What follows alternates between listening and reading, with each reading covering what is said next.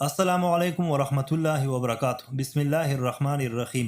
سلطان شمس الدین التمش نے جب ریتمبور شہر کو فتح کیا تو فتح کرنے کے تقریباً ایک سال بعد سلطان شمس الدین التمش نے اس شہر کی ساری صورتحال کو اپنی بہترین حکمت عملی سے قابو میں کر لیا تھا۔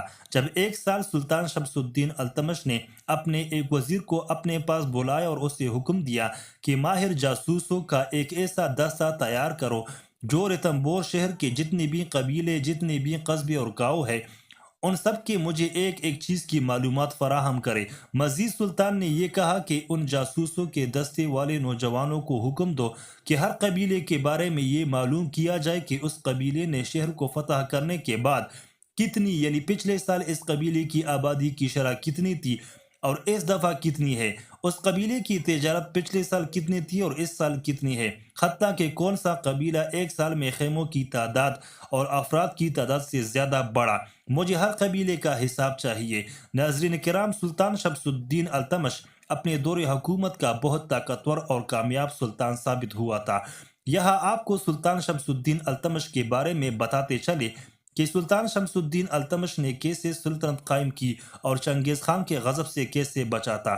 شمس الدین التمش سلطنت دہری کا تیسرا حکمران اور خاندان غلامہ کا تیسرا بادشاہ قطب الدین ایبک کا غلام تھا۔ ہونہار ہونے کی وجہ سے قطب الدین ایبک نے اسے اپنا داماد بنا لیا۔ 1211 میں قطب الدین ایبک کے نااہل بیٹے کو حکمرانی کی کرسی سے اتار کر سلطان شمس الدین خود حکمران بن گیا۔ اس وقت وہ بہار کا صوبیدار تھا۔ تخت نشین ہوتی ہی اسے ان صوبیداروں کی سرگودی کرنی پڑی جو خود مختار بن بیٹھے تھے۔ پنجاب اور غزنی میں تاج الدین، سندھ میں ناصر الدین کباچا اور بنگال میں خلجیوں نے سر اٹھایا۔ اس نے سب کو اپنے تابع کر لیا۔ 1226 سے 1234 تک کے درمیان مدت میں راجپوتوں سے جنگ کر کے رتمبور، منڈو، گوالیار اور اجین فتح کیے۔ 1221 میں منگول سردار چنگیز خان شاہی سلطنت کے بادشاہ جلال الدین خوارزم کا تعاقب کرتے ہوئے دریائے سندھ تک آ پہنچا، لیکن دریا سے پہلے تمام علاقے کو تباہ و برباد کر کے واپس چلا گیا اور ہندوستان اس خوفناک آفت سے بچ گیا۔ سلطان شمس الدین نے قطب مینار اور قوت اسلام مسجد کو، جنہیں قطب الدین ایبک نامکمل چھوڑ کر مر گیا تھا، مکمل کروایا۔ التمش نے اپنی بیٹی رضیہ سلطانہ کو اپنا جان نشین مقرر کیا۔ سلطان التمش نہایت راسخ العقیدہ اور صالح انسان تھے۔ وہ راتوں کو جاگتے اور عبادت کرتے، تمام عمر انہیں کسی نے سوتے نہیں دیکھا۔ وہ اگر تھوڑی دیر کے لیے سو بھی جاتے تو جلدی بستر سے اٹھ جاتے اور عالم طہیر میں کھڑے رہتے۔ اپنے ملازموں میں سے رات کے وقت کسی کو نہ جگاتے، کہتے کہ آرام کے سونے والوں کو اپنے آرام کے لیے کیوں زحمت دی جائے، وہ خود ہی تمام کام سر انجام دے لیتے۔ رات کو گدڑی یعنی بدلا ہوا بیس والا لباس پہن لیتے تاکہ انہیں کوئی پہچان نہ سکے۔ ہاتھ میں سونے کی سکوں کا ایک تیلا اور توشن دار ہوتا۔ وہ لوگوں کے گھروں پر جاتے، ان کے حالات معلوم کرتے اور ان کی مدد کرتے۔ واپسی میں ویرانوں اور خانقاہوں سے ہوتے ہوئے بازاروں میں گشت کرتے اور وہاں کے رہنے والوں کو آسائش پہنچاتے، پھر ان سے طرح طرح کی معذرت کر کے، یعنی اگر کسی کی نیند یا کسی بھی لحاظ سے سکون میں تنگی آئی تو معذرت کر کے چپ چاپ چلے جاتے اور ان سے کہہ جاتے کہ اس مدد کا کسی سے ذکر نہ کرنا۔ التمش کے دربار میں عام اجازت تھی کہ جو رات کو فاقہ کرتے ہیں وہ اس کے پاس آئے اور امداد پائے۔ پھر جب غریب و حاجت مند لوگ ان کے پاس آتے تو ان کی ہر طرح سے سلطان دل جوئی کرتے اور ایک ایک کو قسمیں دے کر کہتے کہ دیکھنا، فاقہ نہ کرنا، تمہیں جب کسی چیز کی ضرورت پڑے مجھ سے آ کر بیان کرنا۔ سلطان نے اپنے دور میں اپنے محل کے باہر زنجیر عدل لگا رکھی تھی۔ کہتے ہیں سب سے پہلے زنجیری عدل کا رواج سلطان التمش نے ہی شروع کروایا تھا۔ سلطان نے غریبوں اور حاجت مندوں میں یہ اعلان کروا کر رکھا تھا کہ اگر کوئی شخص تم سے ناانصافی کرے اور تم پر ظلم و ستم ڈھائے تو تم یہاں آ کر زنجیر عدل ہلاؤ، تمہاری فریاد سنی جائے گی اور تمہارے ساتھ انصاف کیا جائے گا۔ پھر لوگوں سے کھڑے ہو کر کہتے ہیں کہ اگر تم مجھ سے آ کر اپنی تکلیف بیان نہیں کرو گے تو کل قیامت والے دن تمہاری فریاد کا بوجھ مجھ سے نہ اٹھایا جا سکے گا۔ یہ تو سلطان شمس الدین التمش کا مختصر سا تعارف۔ اب اپنی موضوع کی طرف چلتے ہیں۔ سلطان شمس الدین التمش کے وزیر نے اس وقت سلطان سے اجازت چاہی اور مخصوص مقام پر پہنچ کر اپنے ایک سپاہی کو حکم دیا کہ فلاں فلاں جگہ پر میرا پیغام پہنچا دو۔ سلطان کا سپاہی مخصوص جگہ پر پہنچ گئے اور سلطان کی وزیر کے رکھی ہوئے خاص جاسوس سلطان کی وزیر کی ایک خاص جگہ پر اکٹھے ہو گئے، اور سلطان شمس الدین التمش کے عقلمند وزیر نے ان کو سلطان شمس الدین التمش کا مقصد سمجھا دیا۔ ان ماہر جاسوس کے دستے نے ان سارے کام کو سر انجام دینے کے لیے تقریباً 1 مہینے کا وقت مانگا۔ وزیر نے یہ ہدف ان کو دینے کے بعد ان تمام جاسوسوں کے دستے کے ایک نوجوان کو وہ 500 سونے کے سکے اور ایک طاقتور گھوڑا ہر نوجوان کے حوالے کرنے کے بعد وزیر محل کی طرف روانہ ہو گیا۔ وقت گزرتا رہا، تقریباً 1 ماہ کے بعد وہ وزیر اس خصوصی مقام پر پہنچ گیا تو چند گھنٹوں کے بعد سارے جاسوس اس جگہ اکٹھے ہو گئے، اور ہر ایک جاسوس نے رتنبور شہر کے بارے میں ایسی معلومات دی جو اس وزیر نے اپنی زندگی میں کبھی حاصل نہیں کی تھی۔ جب وزیر نے وہ ساری معلومات پڑھی تو وہ اس کے دماغ سے اوپر چلی گئی۔ اس نے اپنے آپ سے کہا کہ اس طرح کی معلومات تو صرف سلطان شمس الدین التمش ہی سمجھ سکتا ہے، لہٰذا اس نے تمام کاغذات وہاں سے اٹھائے اور محل کی طرف روانہ ہو گیا۔ سلطان شمس الدین التمش اپنے کمرے میں چہل قدمی کر رہے تھے۔ وزیر کمرے کے اندر داخل ہوا اور میز پر بہت سارے دستاویزات رکھنے کے بعد سلطان شمس الدین التمش کو کہا، حضور آپ کا دیا گیا حکم پورا ہو چکا ہے۔ سلطان شمس الدین التمش نے وزیر کو کمرے سے جانے کی اجازت دے دی اور ان تمام دستاویزات کو بغور پڑھنے لگا۔ سلطان شمس الدین التمش نے دیکھا کہ پہلے جو قبیلے بھوک اور فاقوں سے مر رہے تھے، ایسے قبیلے جن کے پاس رہنے کے لیے خیمے نہیں تھے، اب ان کے پاس ہر افراد کے لیے اپنا اپنا خیمہ موجود تھا۔ حتیٰ کہ جو گاؤں جن کے پاس اپنا پینے کے لیے پانی نہیں تھا، اب ان گاؤں والوں کے پاس سلطان کی حکمت علی کی وجہ سے وہ لوگ کھیتی باڑی کرنے لگے تھے۔ حتیٰ کہ سلطان شمس الدین التمش نے ساری تفصیلات پالی تو شہر کے جتنے بھی قبیلے، جتنے بھی گاؤں، جتنے بھی قصبے تھے، تمام دن دگنی رات چگنی ترقی کر رہے تھے۔ اچانک کاغذات پڑھتے پڑھتے سلطان شمس الدین التمش کی ایک ایسے کاغذ کے پر نظر پڑی جس پر ایک قبیلے کا نام لکھا ہوا تھا۔ سلطان بڑا حیران ہوا اور یہ بات سوچنے پر مصروف ہو گیا تھا کہ حتیٰ کہ اتنے میں سلطان شمس الدین التمش نے اپنے ایک محافظ کو آواز دی کہ جا کر میرے وزیر کو بلا کر لاؤ۔ جب وزیر سلطان شمس الدین التمش کے سامنے حاضر ہوا تو سلطان نے اس سے کہا، اے وزیر، مجھے اس کاغذ پر لکھی تحریر کی سمجھ نہیں آ رہی۔ جب وزیر نے اس کاغذ کے ٹکڑے پر لکھی ہوئی تحریر پڑھی تو ساری تحریر اس کے دل و دماغ سے اوپر چلی گئی۔ اس تحریر میں اس قبیلے کا ذکر تھا جو رتنبور شہر کا مشہور قبیلہ تھا۔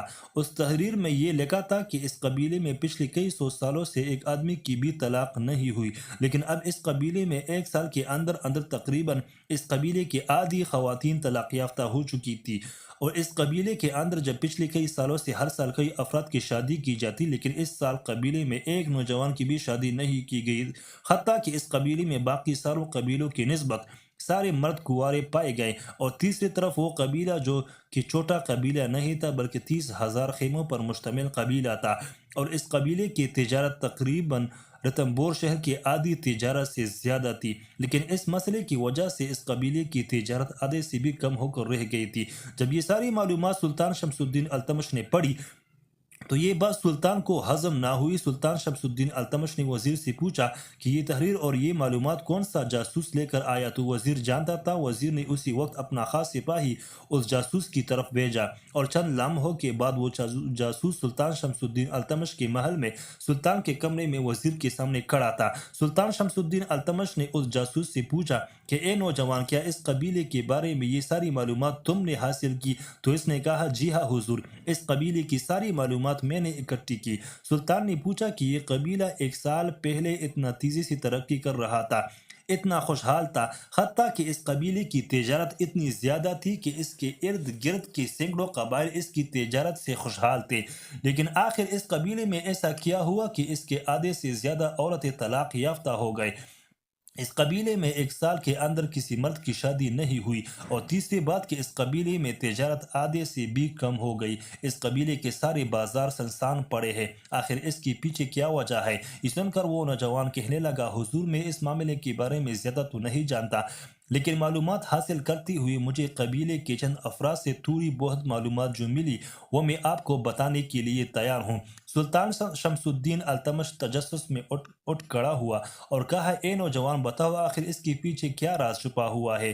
تو اس نے کہا، سلطان معظم، میں نے اس قبیلے کے بارے میں اس قبیلے کے سردار اور دیگر سرداروں سے معلومات حاصل کی، اور جب مجھے اس بارے میں معلومات ملی تو میں نے اس سے پوچھا کہ آخر تمہارے قبیلے میں ایسی کیا وجہ ہوئی کہ تمہارا قبیلہ آسمان کو چھوتا ہوا زمین پر گر گیا ہے؟ اور پھر میں نے مزید یہ تحقیق کروائی کہ آخر تمہارے قبیلے میں طلاق شدہ عورتوں کی تعداد دن بدن کیوں بڑھ رہی ہے، اور تمہارے قبیلے میں ایک سال کے اندر کسی بھی نوجوان کی شادی نہیں کی گئی؟ کیا اس بات کے پیچھے شب راز کو تم بتا سکتے ہو؟ تو مجھے ان قبیلے والوں نے ایک بھی بات نہیں بتائی، لیکن اس قبیلے میں ایک نوجوان جو کہ دماغی طور پر درست تھا، اس نے مجھے بتایا کہ ایک سال پہلے یہ قبیلہ بہت خوشحال اور پرامن تھا، خاصی تجارت ہو رہی تھی، لیکن اچانک ہمارے قبیلے میں ایک ایسا جن نمودار ہوا، اور وہ جن اتنا خطرناک تھا کہ وہ جو بھی شوہر اپنی بیوی کے ساتھ ہم بستری کرنے کے لیے اس کے بستر پر جاتا تو وہ جن اسی وقت نمودار ہو جاتا اور تلوار دکھا کر اس کے شوہر کو اپنی بیوی سے دور کر دیتا، اور اس کے شوہر کے سامنے ہی اب اس کی بیوی کے ساتھ جسمانی تعلقات قائم کرتا، اور جسمانی تعلقات قائم کرنے کے بعد وہاں سے چلا جاتا۔ سلطان یہ سن کر بڑا حیران و پریشان ہو گیا کہ اس بات پر تم یقین کیسے کر سکتے ہو؟ کیا جن بھی کسی عورت کے ساتھ جسمانی تعلقات قائم کر سکتا ہے؟ یہ سن کر اس نے کہا، حضور، میں نے اس بات کی بڑی تحقیق کی اور مجھے یہی پتہ چلا کہ یہ حقیقت ہے، اور اسی طرح ہی یہ معاملات ہوتا ہے۔ سلطان بڑا حیران ہوا اور کہا، کیا اس قبیلے میں کوئی سپاہی، کوئی کماندار نہیں جو جن کو اپنے قابو میں لا سکے؟ تو اس نے کہا، حضور، وہ شہر کا سب سے مشہور قبیلہ ہے، اس قبیلے میں ایک بھی سپاہی موجود نہیں، اس قبیلے کے لوگ اتنے سچے اور صادق و امین ہیں کہ ان کے سونے کے زیورات اور حتیٰ کہ ان کی دولت کھلے عام پڑی رہتی تھی، ان کو کبھی چوری ہونے کا خطرہ نہیں ہوا تھا، لہٰذا اس قبیلے میں ایک بھی سپاہی نہیں، اور اسی وجہ سے اس قبیلے کے لوگ بغیر سپاہیوں کی خوشگوار زندگی گزار رہے تھے۔ لیکن جب یہ واقعہ ہوا اور جب وہ جن قبیلے کے شادی شدہ مردوں کے سامنے ان کی بیوی کے ساتھ بدفعلی کرتا، وہ شوہر نفرت میں آ کر اسی وقت اپنی بیوی کو طلاق دیتا اور اس قبیلے کو چھوڑ کر چلا جاتا، اور اس ڈر کی وجہ سے ان قبیلے والوں نے شادیاں کرنا بھی روک دی، کیونکہ کوئی بھی ایسا انسان نہیں جو اپنی آنکھوں کے سامنے اپنی بیوی کے ساتھ کسی اور کو جسمانی تعلقات قائم ہوتا ہوا دیکھ سکے، چاہے وہ جن ہو یا شیطان ہو، وہ کیسے برداشت کر سکتا ہے؟ یہ سن کر سلطان شمس الدین التمش نے اس جاسوس کو کہا کہ آخر ان قبیلے والوں نے مجھ سے اس بارے میں مدد کیوں نہیں مانگی؟ آخر اس قبیلے کے سردار نے باقی دیگر قبائل سے مدد کیوں نہیں مانگی؟ تو اس جاسوس نے کہا، حضور، اس قبیلے کا سردار نہایت شریف انسان ہے، وہ آپ کے محل بھی آیا تھا، لیکن آپ کے محل پر موجود سنتری نے اسے اس وجہ سے پیچھے جانے کے لیے کہہ دیا کہ یا تو تم مجھے 500 سونے کے سکے دو یا پھر تم واپس چلے جاؤ۔ جب اس نے دیکھا کہ 500 سونے کے سکے مجھے محل میں داخل ہونے کی دینے پڑیں گے تو پھر میرا وہ سلطان یہ مسئلہ کیسے حل کرے گا، اور اسی وجہ سے وہ واپس وہاں سے چلا گیا۔ اور اس قبیلے کے سردار نے جب دوسرے قبائل کے سرداروں کے سامنے یہ معاملہ پیش کیا تو تمام سردار اس کا مذاق اڑانے لگے، کسی سردار نے اس معاملے پر غور نہیں کیا اور ان کی بات کو مذاق سمجھتے اور کہتے، تمہارے قبیلے والے بوکھلاہٹ کا شکار ہو چکے ہیں۔ یہ سن کر سلطان شمس الدین التمش نے کہا کہ اس قبیلے کی بربادی کی سب سے بڑی وجہ یہی تھی کہ جب اس قبیلے کا جو بھی مرد اپنی بیوی کے سامنے ایک جن نامی درندے کو ہمبستری کرتے ہوئے دیکھتا تو وہ اس کو طلاق دے دیتا، اور یقینی بات ہے کہ جس قبیلے میں اتنی زیادہ طلاقیں ہو تو پھر وہاں کوئی شادی نہیں کرے گا، اور جب قبیلے میں خوشحالی اور امن نہیں ہوگا تو ظاہر بات ہے کہ اس قبیلے کی نہ ہی خواتین کام کرے گی اور نہ ہی مرد، اور اسی وجہ سے اس قبیلے کی تجارت بھی آدھے سے کم ہو گئی، اور اسی وجہ سے 30,000 خیموں پر مشتمل قبیلہ زوال کا شکار ہو گیا۔ یہ سن کر اس جاسوس نے کہا، حضور، آپ کی بات بالکل درست ہے، آپ درست فرما رہے ہیں۔ یہ سن کر وزیر نے کہا، حضور، اگر اس قبیلے والوں کا یہ مسئلہ حل نہ کیا گیا تو وہ قبیلہ وقت آنے پر قحط کا شکار ہو جائے گا۔ یہ سن کر سلطان نے کہا، تمہاری بات بالکل درست ہے۔ سلطان شمس الدین التمش اپنے گھوڑے پر سوار اس قبیلے کی طرف روانہ ہو گیا۔ سلطان کے ساتھ چند سپاہی، وہ وزیر اور سلطان کا وہ خاص جاسوس جو کہ اس قبیلے سے ساری معلومات لے کر آیا تھا۔ सुल्तान इस कबीले की तरफ रवाना हो गए। चंद दिनों के बाद सुल्तान का दस्ता वहां पहुंच गया। जब सुल्तान इस कबीले में पहुंचा तो इस कबीले की हालत देखकर सुल्तान का दिल टूट कर रह गया, क्योंकि जो कबीला एक साल पहले खुशगवार और अमन कायम सी जिंदगी गुजार रहा था, आज वो कबीला बिल्कुल उजड़ चुका था। जाहिरी बात, जिस कबीले में आधे से ज्यादा खवातीन तलाकशुदा हो तो इस कबीले में अमन कैसे कायम हो सकता है। सुल्तान शमसुद्दीन अल्तमश सरदार के खेमे के अंदर पहुंच गया और सरदार को अपने पास बुलाकर सारी मालूमात हासिल की और कहा, आजकल एक नौजवान की शादी की जाए। शादी करने के बाद दुल्हन के कमरे में इसके शोहर की जगह में मैं जाऊंगा और मैं देखता हूं कि कौन सा जिन आता है जो दूसरे मर्द की बीवी के साथ उसके सामने हमदस्तरी करेगा। और शमसुद्दीन अल्तमश इस कबीले में खुफिया तौर पर गया था। उस कबीले के किसी मर्द औरत किसी बच्चे को नहीं पता था कि हमारे कबीले के खेमे में सुल्तान शमसुद्दीन अल्तमश तशरीफ ले आए हैं। कबीले के सरदार ने अपने बेटे की शादी की और दुल्हन को खेमे में बिठा दिया। सारे कबीले वाले उसको कहते रहे कि तुम अपने बेटे की शादी ना करो, तुम्हारा बेटा भी दूसरे कबीले के मर्दों की तरह जब अपनी बीवी के साथ एक जन को जिस्मानी ताल्लुक कायम करता हुआ अपनी आंखों से देखेगा तो वो भी उसको तलाक दे देगा, लिहाजा इससे बेहतर है कि तुम इसकी शादी ना करो। लेकिन कबीले के सरदार ये भी नहीं बता सकता था कि ये सब सुल्तान शमसुद्दीन अल्तमश के हुक्म पर हो रहा है। उस कबीले के सरदार ने अपने बेटी की शादी करा दी और दुल्हन को कमरे में बिठा दिया गया। वक्त गुजरता रहा। जब आधी रात का वक्त हुआ तो सुल्तान शमसुद्दीन अल्तमश कबीले के सरदार की बेटी की जगह खुद इसके कमरे में चला गया। सुल्तान शमसुद्दीन अल्तमश ने अपनी तलवार नयाम से निकाली और इस दुल्हन को बिस्तर के अंदर सला दिया और खुद एक खुफिया खेमे के कोने में बैठ गया और दिया बुझा दिया। जैसे ही आधी रात का वक्त हुआ तो कबीले वालों की बताई गई वक्त के मुताबिक एक जिन नबूतार हुआ जो कि बहुत ही डरावनी शक्ल का था। पहले तो इस जिन ने सुल्तान को भी बहुत हैरत में डाल दिया। ये बात सुल्तान की समझ में नहीं आ रही थी कि इतना खतरनाक जिन कहाँ से आ गया। लेकिन फिर जिन ने खतरनाक आवाज निकाली तो सुल्तान समझ गए कि इस डरावनी शक्ल के पीछे कोई जिन नहीं बल्कि इंसान है और एक जिन बनकर तमाम कबीले वालों को इसने खौफजदा कर रखा है।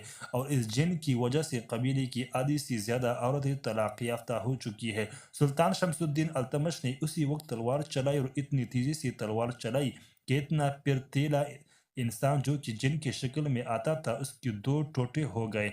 सुल्तान शमसुद्दीन अल्तमश ने उस वक्त दिया जलाया और सारे कबीले वालों को खेमे के अंदर बुलाया और उस इंसान की लाश दिखाई और कहा कि ये जिन नुमा इंसान सिर्फ तुम्हें वहशी शक्ल दिखाकर डरा रहा था। हकीकत में कोई जिन नहीं था और ना ही वो इतना ताकतवर था कि सारे कबीले के मर्द इससे डर जाते। सिर्फ इसकी शक्ल डरावनी थी जिसकी वजह से तुम्हारा कबीला तबाह हो गया। और इसके बाद सुल्तान शमसुद्दीन अल्तमश ने तमाम कबीले वालों को हुक्म दिया कि शरीयत के मुताबिक हलाला करके जो अपनी बीवियों को तलाक दे चुके हैं दोबारा निकाह करे और जो नौजवान है उनकी एक साल के अंदर अंदर शादियाँ करा दी जाए ताकि यह कबीला दोबारा से एक खुशहाल कबीला बन सके और यह कबीला रतनपुर शहर का सबसे तरक्की याफ्ता कबीला मशहूर हो। और कहते हैं वो कबीला एक साल के अंदर अंदर दोबारा अपने कदमों पर खड़ा हो गया और वही कबीला रतनपुर शहर के सैकड़ों कबीलों के बराबर तिजारत करने लगा और वो सुल्तान शमसुद्दीन अल्तमश की सल्तनत को मुस्तहकम करने में काफ़ी मुस्बत साबित हुआ। उस वक्त सुल्तान शमसुद्दीन अल्तमश ने तारीखी अल्फाज कहकर जब किसी के घर में किसी मोहल्ले या किसी कबीले में कोई परेशानी कोई आफत कोई मुसीबत आए तो जब आप सब लोग इकट्ठे होकर इसका मुकाबला करेंगे तो वो मुसीबत परेशानी आगे बढ़ने की बजाय वही दफन हो जाएगी। तो हमेशा इत्तेफाक कीजिए, इत्तेफाक में ही बरकत है। अगर आप लोगों में से किसी ने भी थोड़ी सी हिम्मत की होती तो इस कबीले का हाल जो आज है वो कभी ना होता।